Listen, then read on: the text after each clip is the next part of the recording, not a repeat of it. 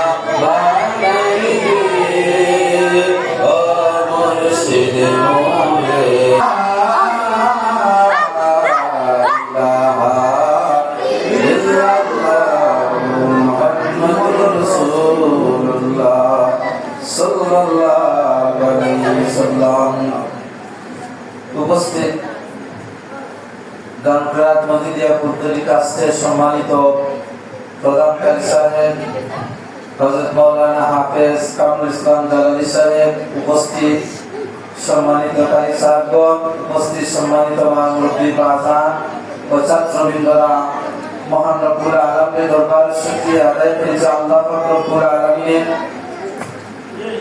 আপনি আমাদেরকে এই বদর দিবস উপলক্ষে আমরা উপস্থিত হতে পারছি, তার মহান রব্বুল আলামিনের দরবারে শুকরিয়া আদায় করি সবাই আলহামদুলিল্লাহ।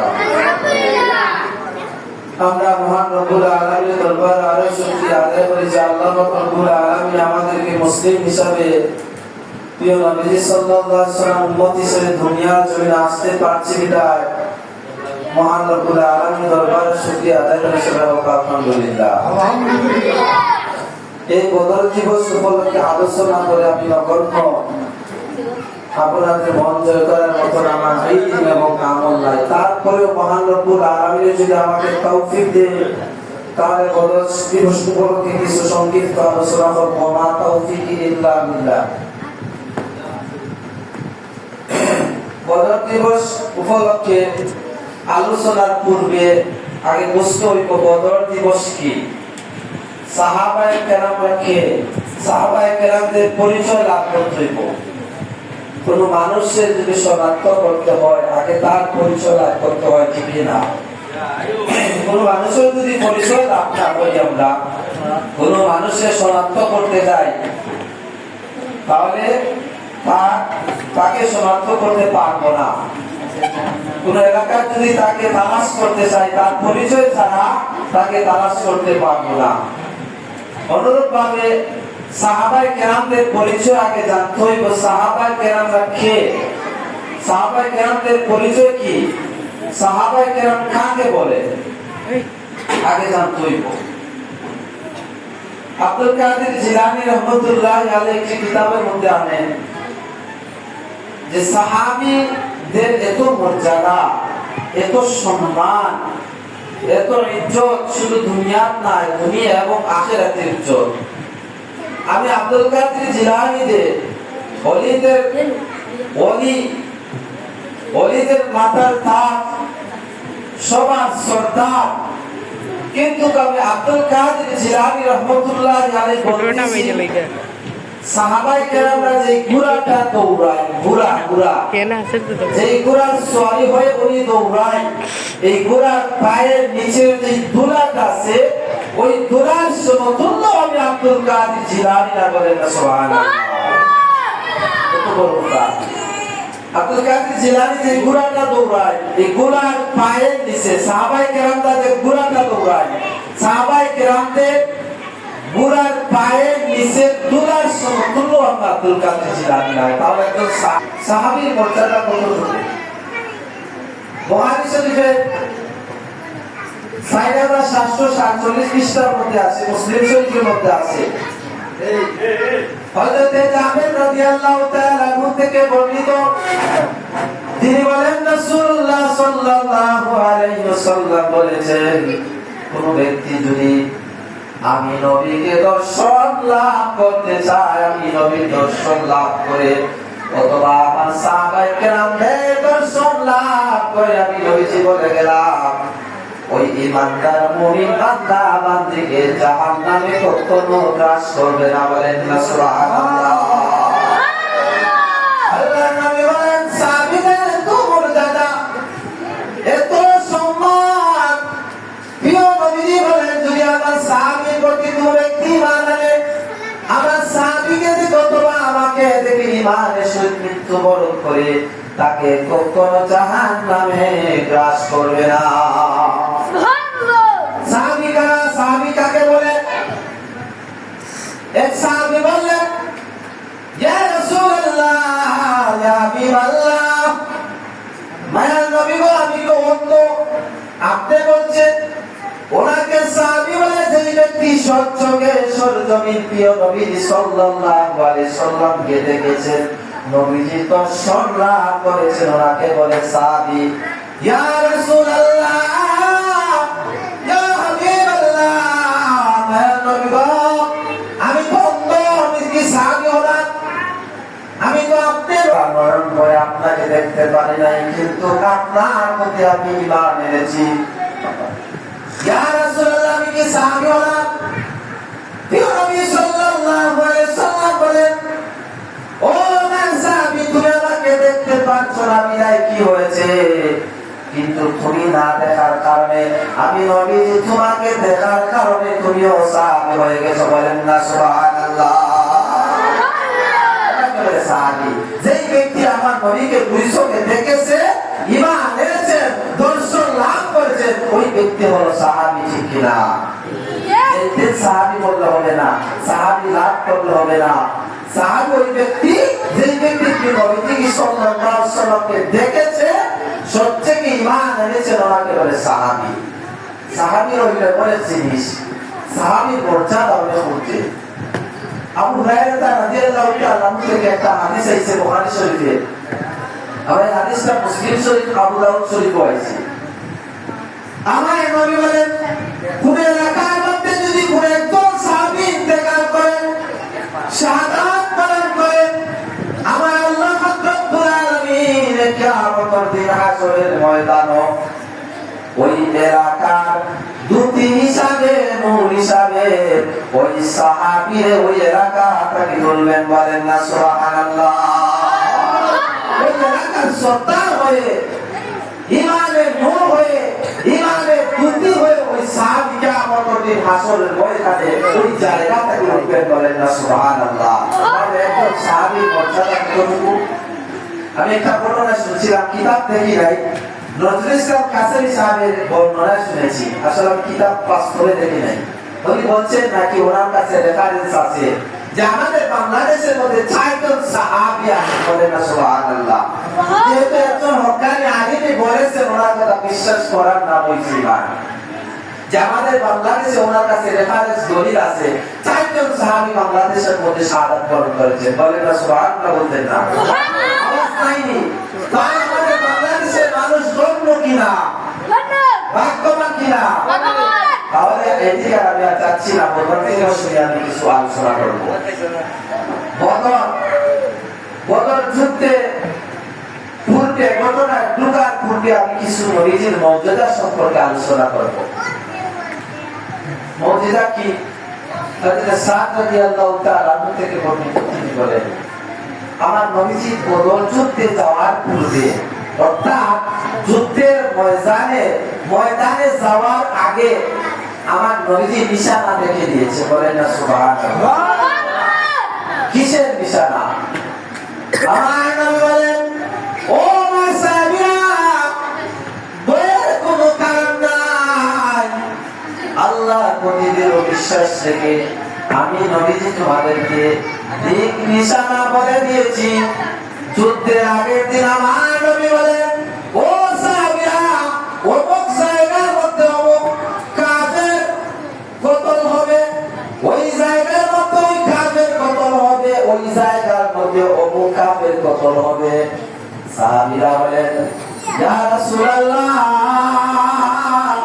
ইয়া হাবিবাল্লাহ, মায়ার নবী গো, আপনি যুদ্ধের পূর্বে বলেছিলেন বদরের যুদ্ধের ময়দানে অমুক কাফির অমুক জায়গার মধ্যে কতল হবে, অমুক জায়গার মধ্যে কাফেররা কতল হবে। ইয়া রাসূলুল্লাহ, আপনি যেমনি বলেছেন ওই রূপভাবে কতল হয়েছে কাফেররা, বলেন না সুবহানাল্লাহ। তাহলে আমার নবীজি যুদ্ধের পূর্বে কোন কাফির কোন জায়গার মধ্যে কতল হবে সেটা জানতেন কি জানতেন না? নিশ্চয়ই আমার নবীজি জানতেন বিধায় আমার নবীজি জানাইয়া দিয়েছেন সাহাবায়ে কেরামদেরকে, আরো নিশানা দিয়েছেন সাহাবায়ে কেরামদেরকে। কি নিশানা দিয়েছেন? ও সাহাবীরা, ভয়ের কোনো কারণ নাই। বদর যুদ্ধের সংখ্যা হয়তো আমরা কম হইতে পারি, বদর যুদ্ধের সাহাবী হয়তো ছিল, কে বলতে পারবেন? এটা শিক্ষণীয় বিষয়, এই জায়গা থেকে আমরা শিক্ষা নিলাম। এবং কত তারিখ যুদ্ধ শুরু হয়েছিল কিতাব সাক্ষী দেয়। কেউ কেউ বলছেন 12 রমজান মদিনা শরীফ হইতে রওনা দিয়েছেন বদর যুদ্ধের মাঠে। কেউ কেউ দুর্বল হাদিস দ্বারা বলেছে 8 রমজান, কেউ কেউ 8 এবং 12, এই বেশিরভাগ শুদ্ধ সহিহ হাদিস দ্বারা প্রমাণিত হয়েছে নবীজি সাল্লাল্লাহু আলাইহি ওয়াসাল্লাম 12ই রমাদান মদিনা শরীফ হইতে বদর যুদ্ধের মাঠে রওনা দিয়েছেন, বলেন না সুবহানাল্লাহ। মুজাহিদদেরকে নিয়ে আল্লাহ নবী 12 রমজান রওনা দিয়েছেন বদর যুদ্ধের মাঠে সাহাবায়ে কেরামদেরকে নিয়ে। কত সংখ্যা ছিল সাহাবায়ে কেরামদের সেটা জানার দরকার আছে কিনা? সাহাবায়ে কেরামদের সংখ্যা ছিল 313 জন সাহাবী। আর হাদিসের মধ্যে আছে যে 303 জন সাহাবী যুদ্ধ ময়দানে অংশগ্রহণ করেছেন। 8 জন সাহাবী অংশগ্রহণ করেন নাই, গনিমতের মাল দর্শনের জন্য তারা যুদ্ধের ময়দানে অংশগ্রহণ করেন না। কিন্তু সর্বমোট সাহাবায়ে কেরামদের সংখ্যা ছিল কতজন? 313 জন সাহাবায়ে কেরামরা ছিলেন। আর কাফেরদের সংখ্যা ছিল কতজন জানেন? আল্লাহর হাবিব মুহাম্মদ রাসূলুল্লাহ সাল্লাল্লাহু আলাইহি ওয়াসাল্লাম মুজিজা দেখে নবীজি যুদ্ধের ময়দানে অংশগ্রহণের পূর্বে নবীজি সাহাবায়ে কেরামদের জানিয়ে দিয়েছেন ও সাহাবীরা তাদের সংখ্যা আমার ধারণা 9 থেকে 1000 এর সংখ্যা হবে বলেন সুবহানাল্লাহ। সুবহানাল্লাহ। আবার আলী রাদিয়াল্লাহু তাআলা আনহু থেকে বর্ণনা আছে যুদ্ধ যখন শুরু হয়ে যায় তখন কাফের ধরে নবীজির সামনে আনা হলো। তখন ওই কাফেরকে বলে তো তোমাদের সংখ্যা কতটুকু? সে বলে আমাদের সংখ্যা কতটুকু বলতে পারবো না, ধারণা দেয় না। আরো কাফের দল আনলে নবীজির সামনে আনার পরে তাকে বলেন কতজন সংখ্যা তোমাদের হবে? সে ধারণা দেয় না। তখন নবীজি বললেন বলো তারা কয়টি হুট জবাই করে প্রতিদিন? তারা বলছে 9 থেকে 10টা হুট ওই কাফেররা প্রতিদিন জবাই করতো। তাহলে আমার নবীজি বলে দিয়ে 9 থেকে 1000 কাফের সংখ্যা হবে, ঠিক কিনা? তাহলে আমার নবীজির ধারণা ঠিক আছে কিনা? আমার নবীজির এটা মুজিজা অলৌকিক ঘটনা। নবীজি ইতিহাসিক পূর্বে যুদ্ধের ময়দানের পূর্বে জানাইলেন সাহাবীরা আমাদের সংখ্যা কম হতে পারে কিন্তু আমাদের সঙ্গে মহান রব্বুল আলামিন আছেন, ঠিক কিনা? আর ইসলামের প্রথম যুদ্ধের নাম কি? বদর যুদ্ধ। ইসলামের প্রথম যুদ্ধের নাম কি? বদর যুদ্ধ। দ্বিতীয় পৃথিবীতে নবী করিম সাল্লাল্লাহু আলাইহি ওয়াসাল্লাম মুজাহিদদেরকে নিয়ে যুদ্ধের ময়দানে অংশগ্রহণ করেন, ঠিক কিনা? তাহলে মুসলমানের সংখ্যা কমই হলেও মুসলমানদের সাথে কে আছে? আল্লাহ বলেন ওমা রামাইতা ইয রামাইতা ওয়ালাকিন্নাল্লাহ রামা। হে আমার বন্ধু আপনি কঙ্কা নিক্ষেপ করেন তাদের বলো এই কঙ্কা শুধু আপনি করেন নাই, শুধু আপনি উসেন না, আমি আল্লাহ রব্বুল আলামিন ওই কাফেরদের উপর কঙ্কা নিক্ষেপ করলাম বলেন সুবহানাল্লাহ। তাহলে কাফেরদের সংখ্যা কয় হাজার ছিল? 1000 এর সংখ্যা ছিল। কিন্তু তাদের প্রত্যেকের ঘোড়া সওয়ারি ছিল, অস্ত্র ছিল। কিন্তু আমাদের প্রিয় নবীজি সাল্লাল্লাহু আলাইহি সাল্লামের সংখ্যা কম হলে অস্ত্র তেমনটা ছিল না, যানবাহন তেমনটা ছিল না, কিন্তু স্বয়ং আল্লাহ পাকের কুদরতি সাহায্য ছিল, ঠিক কিনা? হ্যাঁ, আমরা ইতিহাসে ফেরেশতা নাযিল হয়েছিল। হযরত আলী রাদিয়াল্লাহু তাআলা আনহু থেকে হাকিম মতে হাদিস আনা হয়েছে। আলী রাদিয়াল্লাহু তাআলা আনহু দেখতে পাইলেন জোঁকির মতো বিরাট আওয়াজ হয়ে এক জাত পাখি আসলো, আবার চলে গেল, আবার আসলো, আবার চলে গেল, আবার আসলো, আবার চলে গেল। বিকট আওয়াজ হলো। হযরত আলী রাদিয়াল্লাহু তাআলা আনহু যুদ্ধের পরে প্রিয় নবীজি সাল্লাল্লাহু আলাইহি সাল্লামকে জিজ্ঞাসা কিসের ছিল? আমার নবীজি বলেন বিকট একটা আওয়াজ ছিল।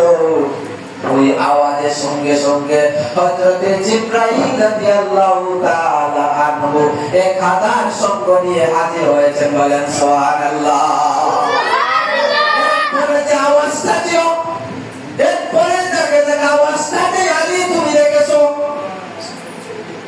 এরপরে মিকাইল আলাইহিস সালাতু ওয়াস সালাম আর 1000 আল্লাহ তাআলার জন্য ফেরেশতা আমার ডান দিকে ছিলেন, আর 1000 ফেরেশতা ইসরাফিল আলাইহিস সালাতু ওয়াস সালাম আমার বাম পাশে, আর 1000 ফেরেশতা অর্থাৎ মোট ওই যুদ্ধের ময়দানে স্বয়ং আল্লাহ রব্বুল আলামিনের কুদরত হাত দ্বারা 3000 ফেরেশতা ময়দানে পাঠিয়েছেন বলেন সুবহানাল্লাহ। ইসলাম কখনো মরে না। মানুষের যেইভাবে দিল মোটা হয়ে গেছে তদ্রূপ আমরা ইসলামকে মোটা করে ফেলেছি, ঠিক কিনা? যদিও বাংলাদেশে মুসলমানের সংখ্যা বেশি কিন্তু ইমানের সংখ্যা কম, ঠিক কিনা? ইমানের সংখ্যা কম থাকার কারণে আজকে মুসলমানরা মাইর খাইতেছে। গতকাল আমি দেখলাম ভারতের মধ্যে দুঃখের বিষয়, কষ্টের বিষয়, ইহুদি নাসারারা, ওই ইহুদিরা সব ইহুদি মানুষ বাদ নাই, কিন্তু কিছু সংখ্যক ইহুদিরা দেখতেছি যে মুসলমানদের উপর নির্যাতন করতেছে, মুসলমানদের মসজিদ, মুসলমানদের ঘর বাড়িগুলা ধ্বংস করে দিয়ে দিচ্ছে। আজ যদি আমরা ইহুদির উপর, আজ যদি বাংলাদেশের ইহুদির উপর আমরাও নির্যাতন করতাম তাহলে পরিবর্তন হইতো, ঠিক কিনা? কিন্তু ইসলামে কখনো বদর যুদ্ধে যত যুদ্ধ হয়েছে আজ পর্যন্ত ইসলামের ক্ষেত্রে যুদ্ধ হয়েছে, কোন যুদ্ধে মুসলমানরা কোন সময় আঘাত করে নাই। মুসলমানদের আঘাত করা হয়েছে, তারপরে মুসলমানরা আঘাত করেছে, ঠিক কিনা? কিন্তু দেখলাম ওই ভারতের জমিন করে যে রং দিয়া হোলি খেলতেছে রোজাদার ব্যক্তি, সে ড্রাইভিং মোটরসাইকেল চালাইতে, তার মাঝখানে তার স্ত্রী এবং পিছনে তার মা, তিনজন ব্যক্তি তারা যাইতেছে। আর ওই ইহুদি নাস্তারা, ওই খ্রিস্টানরা, ওই বিধর্মীরা, ওই কুলাঙ্গাররা রোজা অবস্থায় ওই আমার মুসলমান ভাইদের উপর নির্যাতন করতেছে, রং মারতেছে, পানি দিতেছে, অত্যাচার করতেছে।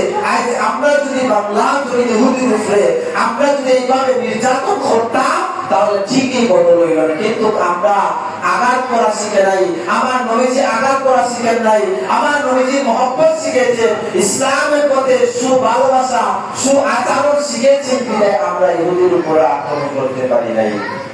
আমার নবীজি এমন শিক্ষা আমাদেরকে দেন নাই। কিন্তু দেখা যায় বদর যুদ্ধের ময়দানে প্রিয় নবীজি সাল্লাল্লাহু আলাইহি সাল্লামের সবচেয়ে বড় মুজিজা হলো নবীজি যে আল্লাহর পক্ষ থেকে 3000 ফেরেশতারা ওই যুদ্ধের ময়দান নামিয়ে যুদ্ধ করেছেন। সুবহানাল্লাহ। আর কোন পয়গম্বর এইভাবে আল্লাহ তাআলা সাহায্য করেন নাই। করেছেন লূতের করেছেন, জিবরাইল পাখাটা ধ্বংস করে দিয়েছেন যাকে না, কিন্তু এইভাবে সরজমিন 3000 ফেরেশতা এই বদর যুদ্ধ যেভাবে অংশগ্রহণ করেছে আল্লাহ তাআলার কুদরতি সাহায্য এইভাবে আর কোন যুদ্ধে অংশগ্রহণ হয় নাই। তাহলে মুসলমানদের উপরে আল্লাহর সাহায্য আছে কিনা নাই? নবীজির দোয়া আছে কি নাই? নবীজি দোয়া করেছেন, হে আল্লাহ, হে আল্লাহ, তুমি ছাড়া আমার কেউ নাই, তুমি যদি চাও চাইলে তোমার জাতিকে তুমি ধ্বংস করে দিতে পারো, কিন্তু জাতিকে যদি ধ্বংস করে দাও তোমার ইবাদত কে করবে? তোমার দাসত্ব আর গোলামি কে করবে? এখন আল্লাহ তাআলা পরিপূর্ণভাবে ধ্বংস করেন নাই জাতিকে, কিন্তু সাক্ষী দিয়েছেন, নজির দেখিয়ে দিয়েছেন, অলৌকিক ঘটনা নবীর মাধ্যমে দেখিয়ে দিয়েছেন। তাহলে বদর যুদ্ধে 313 জন সাহাবী ছিলেন, আর কাফেরদের সংখ্যা ছিল 1000, 9 থেকে 1000 এর সংখ্যা ছিল কাফেরদের। তাহলে আমরা মুসলমান, আমরা মাইর খাইতেছি কেন? আমরা আল্লাহর প্রতি দৃঢ় বিশ্বাস নাই, আমাদের ঈমান দুর্বল, ঈমানের ঘাটতি একবারে কম, আমাদের কলমটা নষ্ট হয়ে গেছে বিধায় আমরা আল্লাহ তাআলা যে দিদার নবীজির দর্শন আমরা পাইতেছি না পূর্ণভাবে। কেন? ঈমানটা দুর্বল করে দিয়েছি, আমরা ঈমানটারে নষ্ট করে দিয়েছি। তাহলে বদর যুদ্ধে যেইভাবে প্রিয় নবী সাল্লাল্লাহু আলাইহি সাল্লাম যুদ্ধ করেছে 313 জন সাহাবায়ে কেরামদেরকে নিয়ে, শুধু 313 জন সাহাবায়ে কেরামরা ছিলেন, আর এর সঙ্গে সঙ্গে ছিলেন তারা ফেরেশতারা ছিলেন, সরজমিন 3000 ফেরেশতারা। অন্য কিতাবের মধ্যে আমরা হইছে যে 5000 সোয়ালিও বলেছে, 5000 সোয়ালিও বলেছে অন্য কিতাবে। এটা আসলে দুর্বল মনে হয় এই হাদিসটা, কিন্তু সহিহ হাদিস দ্বারা হাকিম দ্বারা হয়েছে 3000 ফেরেশতার সরজমিন ওই বদরের যুদ্ধের ময়দানে নেমেছে, যুদ্ধ করেছে, মুসলমানদের বিজয় হয়েছে। প্রথম যুদ্ধ মুসলমান হচ্ছে বদর যুদ্ধ, প্রথম যুদ্ধ মুসলমানদের, আর ওই যুদ্ধের ময়দানও মুসলমানরা কি হয়েছে? লাভবান হয়েছে, সাফল্য হয়েছে, কামিয়াবি হয়েছে। যুদ্ধের ময়দানে যাওয়ার পরে ওই ময়দানে শুধু বালু আর বালু ছিল, পানাহার করার মতো পানি নাই, বুকের মধ্যে পানি নাই। সাহাবায়ে কেরামরা পানির পিপাসা করছে, ওযু করবেন কিভাবে, গোসল করবেন কিভাবে? তখন শয়তান আইয়া ধোঁকা দিতেছে, তোমার কাফেররা তো বিজয় লাভ করেছে, প্রথম বিজয় কি পানি দিয়ে তোমাদেরকে পানি দিতেছে না কাফেররা, তারা তো বিজয় লাভ করতেছে। এইভাবে শয়তানের এক মন্ত্রটা সাহাবায়ে কেরামদের মধ্যে দিতেছে। আল্লাহর নবী দোয়া করলেন, এক দোয়ার বরকতে আল্লাহ রহমতের বৃষ্টি দ্বারা জমিনকে ঠান্ডা করে দিয়েছিলেন। এই বালু পানিটা, এই বালুগুলা একবারে মিশে দিয়েছেন রহমতের বৃষ্টি দ্বারা, সাহাবায়ে কেরামরা পানি পান করলেন, গোসল করলেন, বকা সুবহানাল্লাহ। আরে শয়তান কোন সইছে কি হইছে না। আল্লাহ তাআলা আহাদ দিলেন ইয়া বনি আদম আল্লাহ তাকুল শাইতান ইন্নাহু লাকুম আদুউম মুবিন। হে আদম সন্তান, তোমরা কি জানো না আল্লাহ তাকুল শাইতান, শয়তান তোমাদেরকে ওসওয়াসা দিবে, শয়তান তোমাকে ধোঁকা দিবে। ইন্নাহু লাকুম আদুউম মুবিন, নিশ্চয় প্রকাশ্য শত্রু হইল শয়তান মানুষের, ঠিক কিনা? তাহলে মানুষের প্রকাশ্য শত্রু হইল শয়তান। শয়তানে আমরা ধোঁকা দিব, আমরা ঈমান লুটার চেষ্টা করব, অনেক রকম ঈমান নষ্ট করার পন্থী ফাঁদ পাবো ওই শয়তানে। তাহলে শয়তান থেকে দূরে থাকতে হইব। আল্লাহ বলছেন ইয়া আইয়ুহাল্লাযীনা আমানু দুখুলু ফিস-সিলমি কাফা, হে ঈমানদাররা, হে বিশ্বাসীরা, পরিপূর্ণভাবে ইসলামের মধ্যে দাখিল হও। ওয়ালা তাত্তাবিউ খুতুওয়াতি শাইতান, তোমরা শয়তানের শরণ করিও না, শয়তানের তোমরা শরণ করিও না, শয়তানের তোমরা বন্ধু করিও না, শয়তানের খাস তোমরা করিও না। ইন্নাহু লাকুম আদুউম মুবিন, নিশ্চয় শয়তান মানুষের প্রকাশ্য শত্রু। আল্লাহ তাআলা মুমিনদেরকে জানায়া দিবেন কি দিবেন না? সাহাবায়ে কেরামের শয়তানে ধোঁকা দিয়েছে, কিন্তু পারছে না, ঈমান রুদ্ধ পারছে না। তাদের ঈমান মজবুত ছিল, ঈমান শক্ত ছিল। ও আল্লাহ কইলা রুহামাউ বাইনাহুম, সাহাবায়ে কেরামরা নিবেদিত প্রাণ। সাহাবায়ে কেরামরা কি? নিবেদিত প্রাণ। সাহাবায়ে কেরামরা নিবেদিত প্রাণ। নিবেদিত প্রাণ তারা এসে অন্যের জন্য জান দিতে তারা প্রস্তুত। দুই ফেরেশতা কিতা বললো যে তারা ঈমান পরীক্ষা করা শুরু করলো। কিভাবে ঈমান পরীক্ষা করবো? বলে আজ আমরা দুইজন সাহাবী, আল্লাহ বলেন রুহামা, তারা বলতেছে না তার নিবেদিত প্রাণ না, আল্লাহ তোমরা পরীক্ষা করো না সাহাবায়ে কেরামকে। তাহলে দুই ফেরেশতার মধ্যে দুই ফেরেশতা একটা বললো, ফকিরের বাপ করলো, বাপ ধরে খানদার আগে শুরু করলো। ওইদিকে আলী রাদিয়াল্লাহু তাআলা ওই রাস্তা দিয়ে যাইতেছিলেন, বলতেছিল ভাই তুমি কাঁদতেছো কেন? আর আলী রাদিয়াল্লাহু তাআলা আলী রাদিয়াল্লাহু আনহু কি বলে, একবার নবীজি দরবারে গেলেন, ইয়া বলে ইয়া রাসূলুল্লাহ, আল্লাহ নবী দেখতেছে আলী হাঁটাহাঁটি করতেছে, আল্লাহ নবী না আলী তুমি হাঁটতেছো ইয়া রাসূলুল্লাহ, পেটে খোদা আগুন লাগতেছে না? ও আলী, আমি নবীর কাছে তো খেজুর নাই, দেওয়ার মতো কিছু নাই, যাও আমি নবীকে বললাম আল্লাহ নবী ওই জায়গার মধ্যে একটি খেজুরের গাছ পাইবে, ওই গাছকে গিয়া আল্লাহ তাআলার হুকুম আর আমি নবীজি বলেছি বলি ওই গাছকে খেজুর দিবে। আলী রাদিয়াল্লাহু আনহু সামনের দিকে অগ্রসর হওয়ার পরে দেখলেন একটা খেজুরের গাছ, ফাইলেতে এই খেজুরের ডাল নাই, কোনো কিছু নাই, মরা একটা খেজুরের গাছ। দেখেন আমার নবীজির মুজিজা কত বড় মুজিজা। আলী ভাবলেন নবীজি বললেন খেজুর গাছকে খেজুর দেওয়ার জন্য, এই জায়গার মধ্যে শুধু একটা খেজুরের গাছ, তাও মরা গাছ, গাছের মধ্যে কোনো খেজুর নাই, গাছের কোনো ডাল ফাল নাই, এই গাছে আবার কিভাবে খেজুর দিবে? নিশ্চয়ই নবীজি যখন বলেছে নবীজি এইটার মধ্যে একটা হিকমত আছে। ওই মরা খেজুর গাছকে আলী বললেন এই খেজুরের গাছ আল্লাহর হুকুমে প্রিয় নবীজি বলছেন খেজুর দেওয়ার জন্য, আল্লাহর কসম কিতাব সাক্ষী রে, ওই কথা হওয়ার সঙ্গে সঙ্গে এই মরা গাছটাকে খেজুর দেওয়া শুরু করলো। সুবহানাল্লাহ, মুজিজা। এটা কি আমার নবীজি মুজিজা? হযরতে আলী খেজুর খায়, চোখের পানি ফেলায় আর খাবে, আর খেজুর টুকরা মনে মনে ভাবতেছে আমার স্ত্রীর ফাতেমা অসুস্থ, শরীরের মধ্যে জ্বর, আমাকে বলছিলেন আসার সময় যে ফাতেমার জন্য দুইটা ডালিম নেওয়ার জন্য, তাহলে ভালোই হয়েছে ওই খেজুর বিক্রি করিয়া আমার ফাতেমার জন্য দুইটা ডালিম আমি নিয়ে যাইব।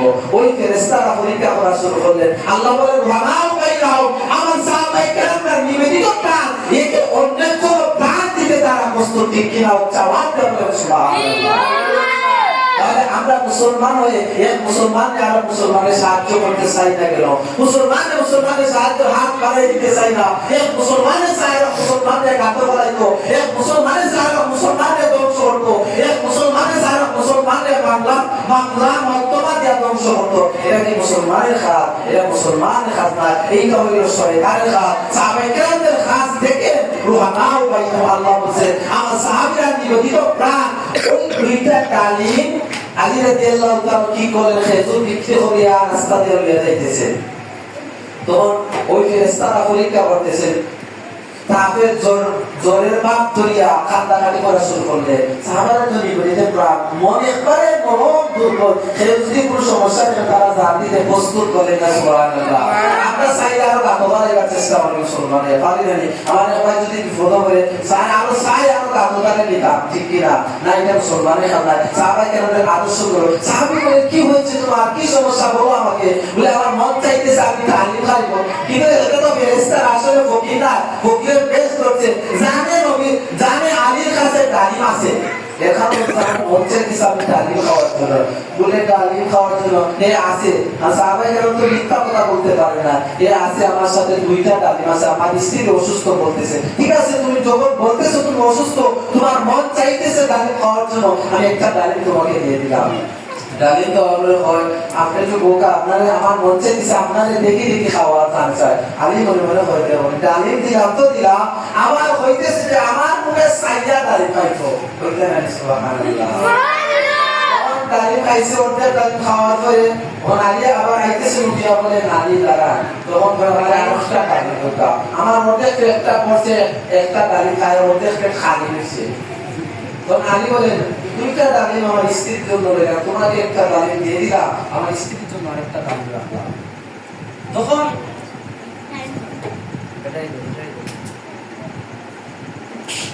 তখন হযরত আলী রাদিয়াল্লাহু তাআলা আনহু যখন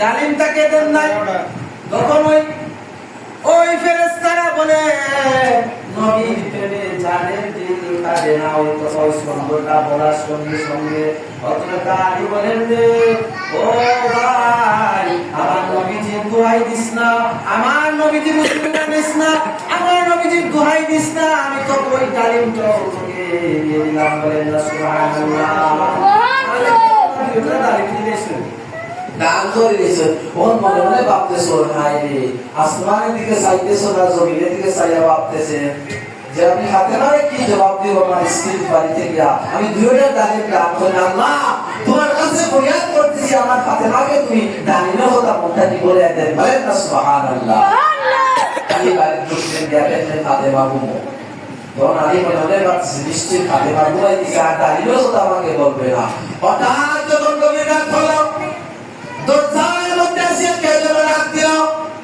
বলে ভাই কে তুই ডাকতেছো দরজার বাইরে থেকে হযরতে সালমান ফারসি বলে আমি সালমান ফারসি আসছি দরজা খুলো বলে কিসের জন্য বলে আমি সালমান ফারসি আসছি রাস্তার মধ্যে রহমতের ফেরেশতারা তোমাকে ডালিম নিয়ে পরীক্ষা করতেছিল ডালিম তোমার কাছ থেকে না তারা পরীক্ষা করছিল ঈমান পরীক্ষা করছিল দুইজন ফেরেশতারা আপনি কতটুকু আল্লাহর কোরআনের আয়াতে আর আপনি কতটুকু মিল আছে বাস্তবায়ন এখন আল্লাহ বলেন আমার বাইরে সারা জীবিত প্রাণ এই কথা হওয়ার কারণে ফেরেশতারা পরীক্ষা করছিল আপনারে পরীক্ষা করার কারণে পরীক্ষাতে আপনি উত্তীর্ণ হয়েছেন পাস করেছেন আল্লাহর পক্ষ থেকে জান্নাতটা কি আপনার জন্য ডালিম এসেছে বলেন না সুবহানাল্লাহ এবং সাহাবায়ে কেরামের ঈমান কতটুকু মজবুত সাহাবায়ে কেরামের কোন ডালিম স্যার মানুষই বাদ করে দিয়েছেন 1 2 3 4 এইভাবে কয়টা ডালিম দিয়েছেন সালমান ফারসি খাইছেন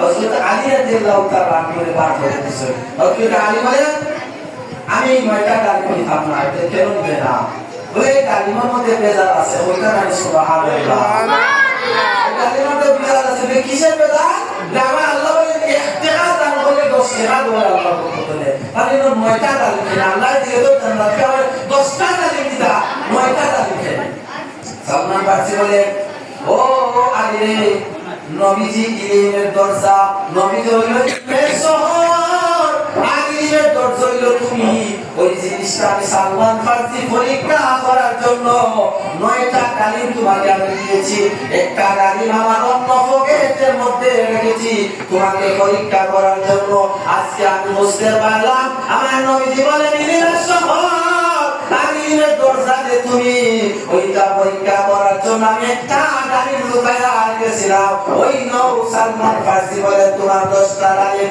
উচ্চ আওয়াজে বলেন না সুবহানাল্লাহ আমি এই ঈমান কত মজবুত আল্লাহ দিল আপনি রাস্তা বলতে পারে পকেটটা আয়া তারা মুশকিল আছে কে দিতে পারে আমরা না তো আরে তো আছে রাস্তা গিয়া আছে ইটা মারিয়া অন্য গাছে লেসুকা দিতাম আম খাই দিতাম রাস্তার মধ্যে বিভিন্ন আছে না আমরা যে কোনো জিনিস নেওয়ার করবে খাওয়ার করবে যাচাই বাছাই করবে হালাল না হারাম আমাদের মধ্যে তো রক্তমাংস হারামে বলা আমরা এটা হারামের বলা করা এই হারামটা কি বাস করিব হারাম জিনিস যদি তোমার শরীরের মধ্যে থাকে কোন সময় আল্লাহ নবী হইয়া একটা সেজদাও তোমার মধ্যে আল্লাহ করবে এই কারণে হালাল হারাম মানিয়া চলতে যাই হোক আমরা বদর যুদ্ধের সংক্ষিপ্ত আলোচনা শুনলাম পুরো আলোচনা শুনে এবার আমার এই মনে আমল নাই যদি সময় থাকে ইনশাআল্লাহ আসবো আমরা তৌফিক দিলাম নদী পরিশুদ্ধ বাকিটা বলবো আর আমরা সাহাবী খারা তো জানতে পারছি যে নবীর সরাসরি দেখছো ঈমান আছে নবীরা সাহাবীদের তাবাই সাহাবীরা যারা দেশের তাবি তাবিদের যারা ছেড়ে তাদের তাবি এরা আছে আমরা মুস্তাহিদ খুলাফায়ে রাশিদিন চলতে চাই বুঝতে পারছেন সিরিয়াল আছে তাহলে একটা হাদিস পাইছি বুখারী শরীফে পাইছি নাকি যারা সাহাবীদের দেখছে সাহাবীদের দেখছে এরা যারা ঈমান আনছে এরা প্রশ্নটা আর প্রশ্ন আর আরেকটা হাদিস আমরা পাইছি কিতাব বুখারী শরীফের কিতাব পাইছি আমরা যে ব্যক্তি সাহাবী কোন সাহাবী কোন এলাকাত মারা গেলে এই সাহাবীর স্বর্ণ অলংকার এই সাহাবী এলাকাতে নূর দুধই কিয়ামতের দিন হাসরের ময়দানে উঠবো অন্য হাদিসের মধ্যে আবার আছে যে আমার সাহাবীকে তোমরা গালি দিও না তোমরা আমার সাহাবীকে গালি দিও না অনেক জানোজ আছে দায়ী আছে সাহাবী তুলিয়া নবীরে তুলিয়া আমার নবীরে তুলিয়া গালি দেয় বুঝছেন আল্লাহ নবী বলে তোমরা যে আমার সাহাবীকে গালি দাও ওদের পায়ের সমতুল্য সুন্নত দেওয়া যদি তোমরা দান করে রাখো এক মোটা সমতুল্য আমার সাহাবী তোমরা দান করো সুবহানাল্লাহ পায়ের সমতুল্য ওদের পায়ের সমতুল্য যে দান করে রাখো আর সাহাবীকে গালি দাও সাহাবী এক মোটা সমতুল্য তোমরা দান তাহলে সাহাবায়ে কেরামের গালি দেওয়া যেত না তাহলে সম্মান করতে আমাদের মাথার কাজ আমাদের মাথার মধ্যে সাহাবায়ে কেরামরা সম্মান সহিত সম্মানের সহিত তাদের নাম দেব আল্লাহ রব্বুল আলামিন আপনি আমাদের সবাইকে যেন ইসলামের আলো বাতাস পাওয়ার তৌফিক দেন ইসলাম সম্পর্কে জানার তৌফিক দেন ইসলাম ইতিহাস বিশ্লেষণ করার চেষ্টা করব আমরা মুসলমান হিসেবে ইসলাম সম্পর্কে যদি জানি না তাহলে আমরা আরো বাইরে পারতাম না দুনিয়ার সচ্চরি আমরা চলতে পারতাম না এর কারণে ইসলাম সম্পর্কে জানার চেষ্টা করব ইসলামে তো এক যুদ্ধ নাই হাজার হাজার শত শত শত যুদ্ধ হয়েছে ওই যুদ্ধ সম্পর্কে আমরা জ্ঞান ধারণ করতে হইব আল্লাহ পাক রব্বুল আলামিন আপনি আমাদের সবাইকে যেন তৌফিক দেন আপনার প্রধানকারী সাহেব অসুস্থ খুব দীর্ঘদিন ধরে আদায়টা গেছে আল্লাহ তৌফিক দেন আমরা হওয়াইটা সুস্থ হতা আমরা দোয়া করব যে কারণ প্রধানকারী সাহেব যদি অসুস্থ হতে পড়াই করে দেয় বড় বড় বক্তব্য খেয়ে দিব প্রধানকারী অসুস্থ হলে বড় বড় বক্তব্য খেয়ে দিব আমার সকালে মন্দিরে অসুস্থ আমি দোয়া করি আল্লাহ শিফাদান করতা আমিন প্রধানকারী অসুস্থ হলে একটা সুন্দর সব বছর হয়ে যায় ওসবে না যতই সহকারী বিজ্ঞ না আমরা সহকারীরা আমার মনে কিছু নিবা না যতই সহকারী বিজ্ঞ না প্রধানকারী তো প্রধানকারী ক্লাস তাহলে আরো রকম ক্লাস চলে না আবার পড়াই না চলে না চলে না আল্লাহ প্রধানকারীদের দোয়া করতে জানি আল্লাহ তাআলা শিফাদিকা আরো যত বেমারি আছে দেশে বাইরে আমরা দোয়া করতাম আল্লাহ শিফাদিকা ওয়া আখিরা ওয়া আলহামদুলিল্লাহি রাব্বিল আলামিন সাল্লাল্লাহু আলা সাইয়্যিদিনা মাওলানা মুহাম্মদ ওয়া আলা আলিহি ওয়া আসহাবিহি সাল্লাম আস্তাগফিরুল্লাহ